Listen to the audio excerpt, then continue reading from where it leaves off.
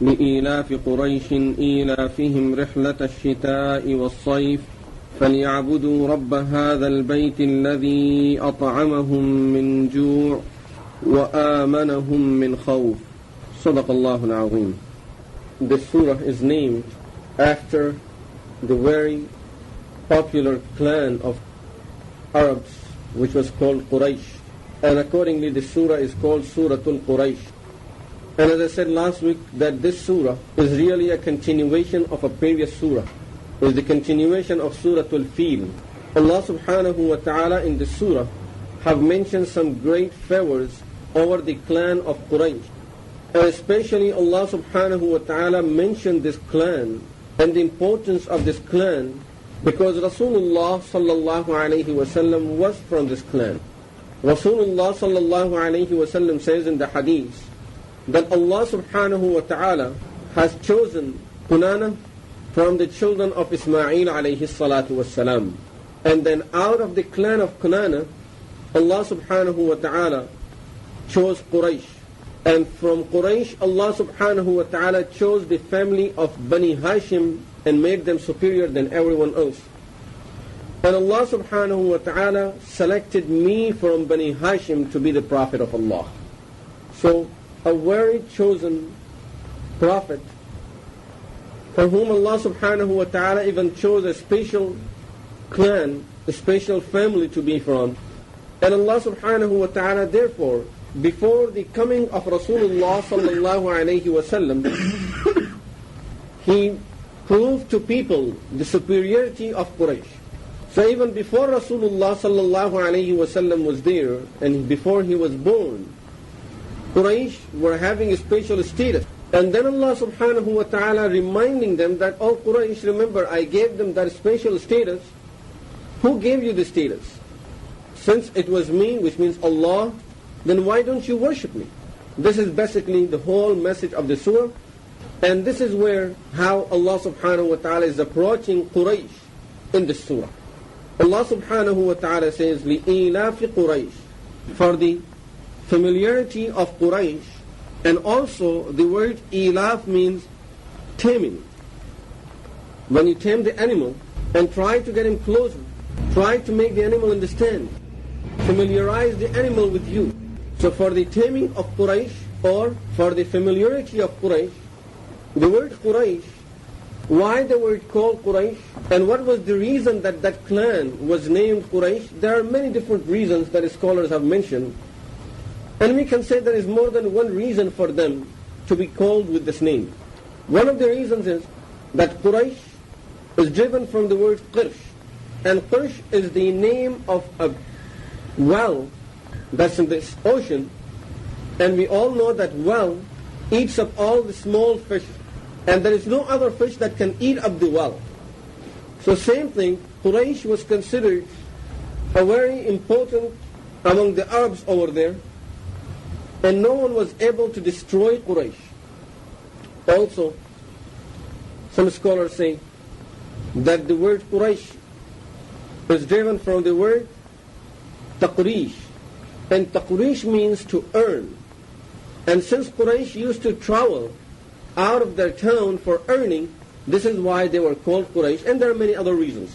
But keeping just this reason in mind, these two reasons were important for us to understand also the message of the surah, or in fact, we can say that these two meanings are really attached with the meaning of the surah.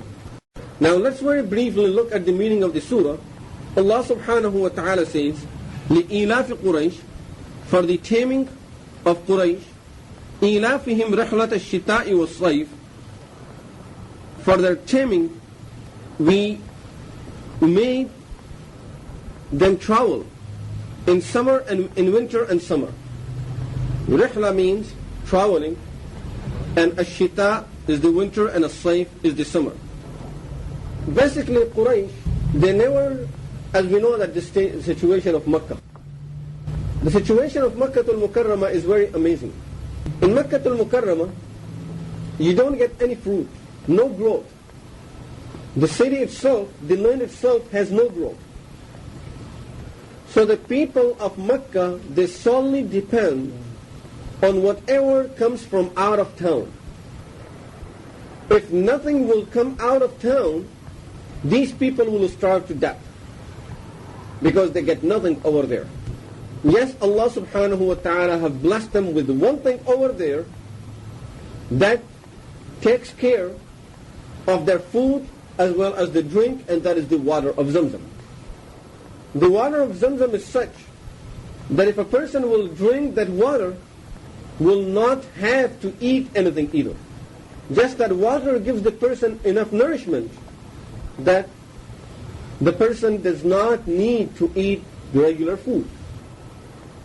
But of course, that's only if people will depend on that water and they will get used to that. But other than that, there is nothing over there as far as the growth, the fruit, the vegetables. They have no growth over there. So the people of Mecca throughout the history, they always depend on whatever they import. In the beginning days, long back in the history, those people who used to live in Mecca, they always had very difficult time. But later on, during the time of Hashim, great-grandfather of Rasulullah sallallahu alayhi wasallam, he told the people of Mecca that instead of just staying over here and waiting for people to come and sell things to us, and then we will have little bit to eat and some clothes to wear, why don't we ourselves go out and make journeys to different parts of the world, business trips, take our caravans out for a business trip. And accordingly, at that time, these people started these type of business trips. So they used to plan, since it was the beginning, so they started thinking how to plan. As they were planning, they had some difficulties. One was, if we go to different parts of the world, there are different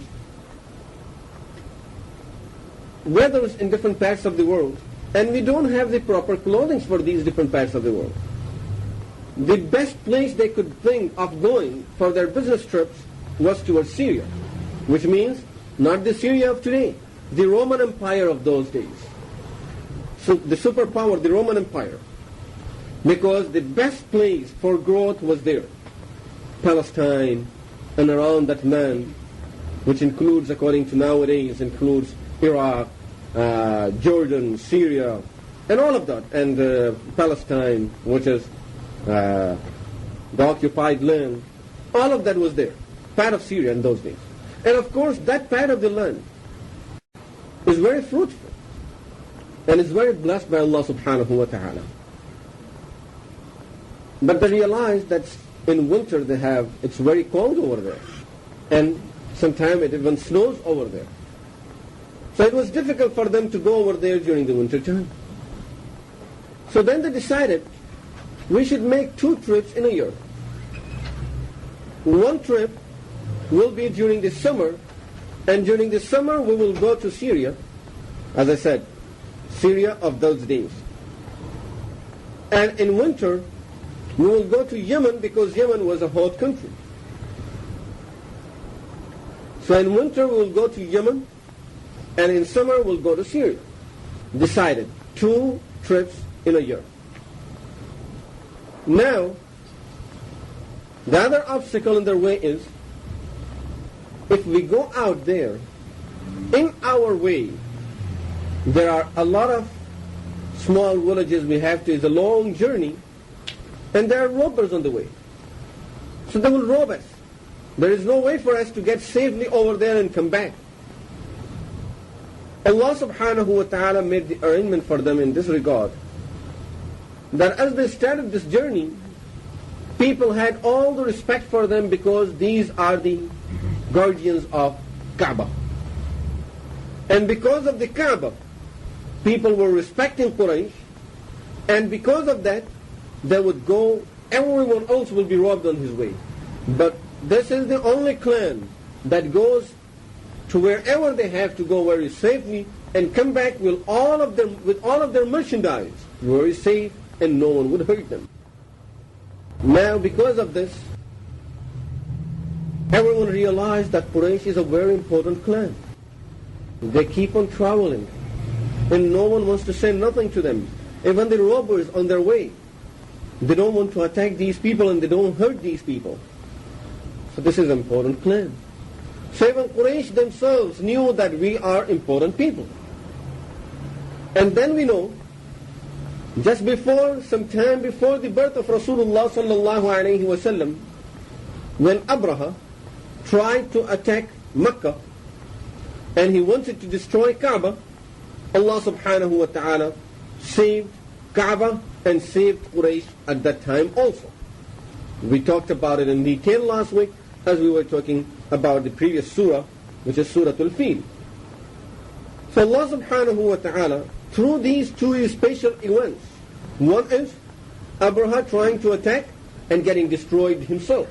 The second is Quraysh traveling in winter and summer with all the peace of mind, without any fear. They don't have to fear that anyone would hurt them, would attack them, would rob them. With this, all the other Arabs, they knew that this clan is a very important clan. This is a protected clan by Allah subhanahu wa ta'ala. Now the Prophet comes to them. And the Prophet of Allah invites them to Islam. And all of a sudden these people start turning the other way. And they want to reject the message of the Prophet of Allah. Allah subhanahu wa ta'ala reminds them, O Quraysh, who destroyed those people who were trying to attack the Kaaba? Your whole honor, all the honor that you have is because of this Kaaba. All the respect you have in the world is because of the Kaaba. And you will have it only if you continue worshipping the Lord of the Kaaba. Now if you turn away from the Lord of the Kaaba, you won't be able to continue have this honor and respect anymore. So it's your choice, O Quraysh. Think about it. Who destroyed Abraham and his army? Who destroyed all of those elephants with those small birds? And the second thing, لِإِيلَافِ قُرَيْشِ, O Quraysh, for taming you, for familiarizing you, to make you very familiar in the world. We made this possible for you. We made it possible for you, رِحْلَةَ الشِّتَاءِ وَالصَّيْفِ, to very safely travel in winters and summer without fearing anything else on your way. Since you see these great blessings, O Quraysh, فَلْيَعْبُدُوا رَبَّ هَذَا الْبَيْتِ, don't you think then that فَلْيَعْبُدُوا رَبَّ هَذَا الْبَيْتِ, you should worship the Lord of this house? Everything you have is because of this house. Everything you have is because of this Kaaba. Your protection was because of the Kaaba. Allah subhanahu wa ta'ala protected you, O Quraysh, because of the Kaaba. And Allah subhanahu wa ta'ala made these journeys every year possible for you with such peace of mind because of this Kaaba. So now you need to realize فَلْيَعْبُدُوا رَبَّ هَذَا الْبَيْتِ, they should worship the Lord of this house. الَّذِي أَطْعَمَهُم مِّن جُوعٍ, the one who fed them at the time of hunger. They were hungry. And, O Quraysh, remember, if it wasn't because of my house over here, you would still be hungry. Very simple. That if the house wasn't there, they would not have all the respect and they won't be able to travel during the winter and summer that they were traveling. And if they cannot travel, as I said, Mecca does not have no growth. The people of Mecca throughout the history depend on export. Whatever they export, they just eat from that. Whatever people will bring to them or they will go and get it for themselves, that's all they get. This was the dua of Sayyidina Ibrahim alayhi salatu wassalam. Sayyidina Ibrahim alayhi salatu wassalam, when he looked at that land, he realized that this land has no growth. All mountains. You cannot grow anything over here. He made two dua especially for the whole town. Not only for his family, for the whole town. Ya Allah, أرزق أهله من الثمرات. Give them all types of growth, of fruits of every type. And accordingly we see that whatever we grow any part of the world, you can go and eat it over there. And not only just eating anything. Many people, they go especially for Hajj and Umrah with the intention that we will have a good shopping over there. Because the merchandise you find over there, you don't find it nowhere else. You go to the stores over there, you see so many things that in this country you cannot even imagine that these things do exist in the market. And we might feel technology and all of this, but believe me, what they send over there is something, sometimes we don't even know what is over there in the market, and so cheap that if you go and buy it over here, you will find it only in the very expensive stores, and something that you would just look at, you would never buy. And over there you will pay something and, you'll say, I can buy 10 of these over there. So this is the dua of Sayyidina Ibrahim alayhi salam, and they're getting all type of fruits over there. Fruit of everything, factories, lands, whatever. Allah subhanahu wa ta'ala is getting them everything over there. And the second thing, Sayyidina Ibrahim alayhi salatu wasalam, where special dua made for that piece of land was that, Ya Allah, make them very peaceful, give them peace of mind. And accordingly, Allah subhanahu wa ta'ala always give the people over there, residents over there, very peace. They have a lot of peace of mind. These are the prayers of Sayyidina Ibrahim alayhi salatu wasalam, a prayer of a great prophet of Allah subhanahu wa ta'ala, that were accepted by Allah subhanahu wa ta'ala and received there. So I was mentioning that since that time, because that was the time when people started living in Mecca, Sayyidina Ibrahim alayhi salatu wasalam, when he went to Mecca, there was no one living over there. It was just a desert. He's traveling with his family, and all of a sudden received the order from Allah subhanahu wa ta'ala that, O Ibrahim, leave your son and his mother over here. Just leave them at this desert. And he leaves them over there and goes away. There is no water, not a single tree over there, and not a single human being over there. We all know the history. And finally, gradually people started living over there, and the first food they got over there was the water of Zamzam at that time. When Sayyidina Ismail alayhi salatu wasalam was crying and he was rubbing his feet against the ground, and all of a sudden the water started gushing out of the ground. So that was the first food they get. And as I said, that Zamzam is the thing they have. Allah subhanahu wa ta'ala blessed them with something over there, this water of Zamzam, that it has all the nourishment. If a person will not eat, this water is enough for the person.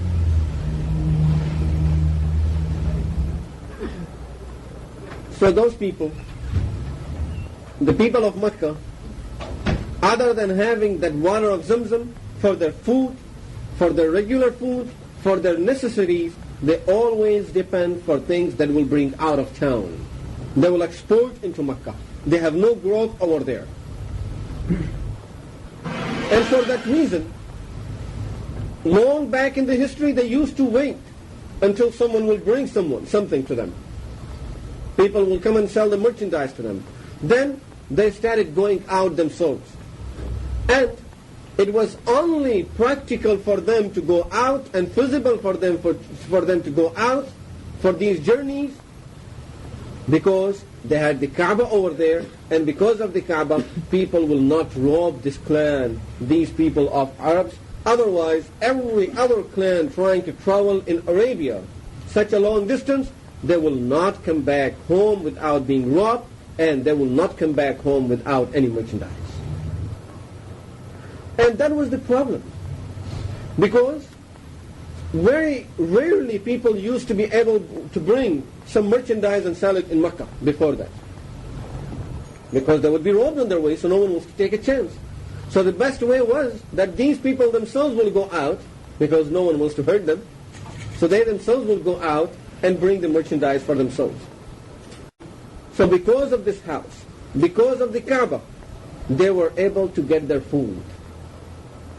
And because of the Kaaba, they were having all the peace of mind. They were protected against being robbed and being hurt by any person over there in that land.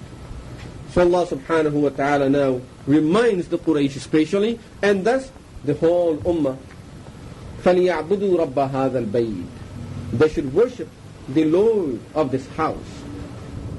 الَّذِي أَطْعَمَهُم مِّن جُوعٍ, the one who fed them at the time of hunger. They were hungry, and they will stay hungry if it wasn't because of the house. This is why Allah subhanahu wa ta'ala does not say فَلْيَعْبُدُوا اللَّهِ. He did not say they should worship Allah. What did He say? رَبَّ هَذَا الْبَيْتِ, the Lord of this house. If you are getting everything through the house, then why don't you go back to the Lord of the house?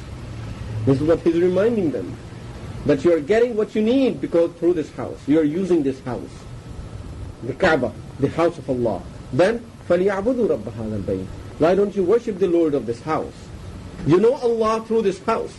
You are getting your sustenance through this house, using the name of this house. And you are protecting yourself by using the name of this house. Then you should worship the Lord of this house. الَّذِي أَطْعَمَهُم مِّن جُوعٍ, the one who fed them at the time of hunger, وَآمَنَهُم مِّنْ خَوْفٍ, and protecting them from the fear. These are two things.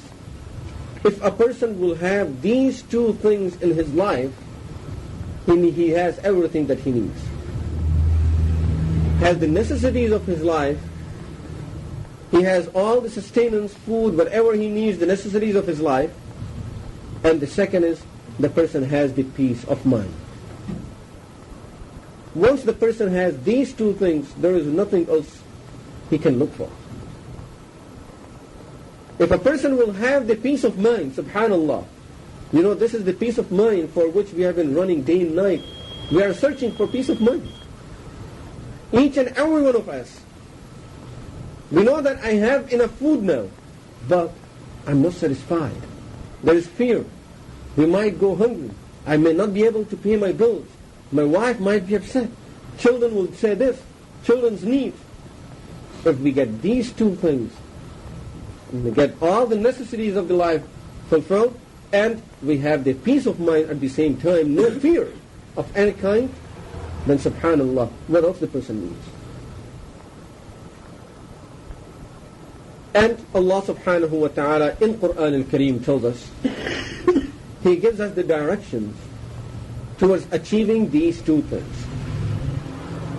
We today can really very easily get these two things. One is have the necessities